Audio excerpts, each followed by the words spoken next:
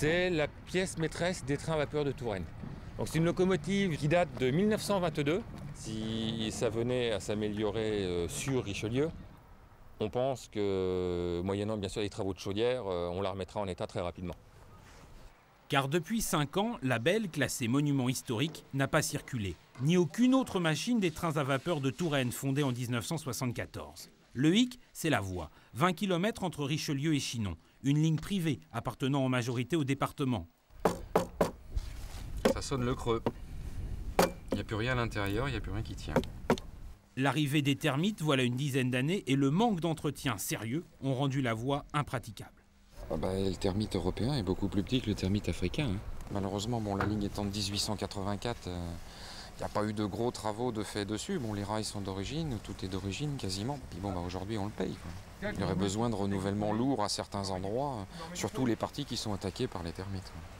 Envahie à présent par la végétation, la voie n'est plus qu'un souvenir. Et pourtant, jusqu'au début des années 2000, entre ses trains touristiques et les tournages pour le cinéma, l'association vivait bien.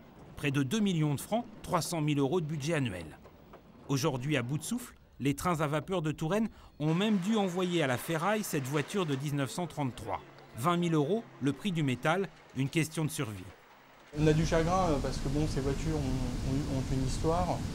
Mais les ferraillers, pour une association qui préserve du patrimoine, c'est quand même vraiment dommage. Le fait de ne plus rouler depuis 2004, plus de rentrée d'argent, des loyers qu'on a payés, l'entretien de la voie, on est arrivé à un point à l'heure actuelle où on est obligé de trouver de l'argent pour subsister. Donc le seul moyen, c'était cette voiture. Un peu d'argent d'un côté, mais de l'autre, le matériel est régulièrement vandalisé. Quant aux propriétaires de la ligne, les communes et le département, depuis 5 ans, ils réfléchissent. Une 5e étude doit être rendue le mois prochain. La remise en état de la voie coûterait de 3 à 6 millions d'euros. Mais l'arrachage pur et simple fait partie des solutions.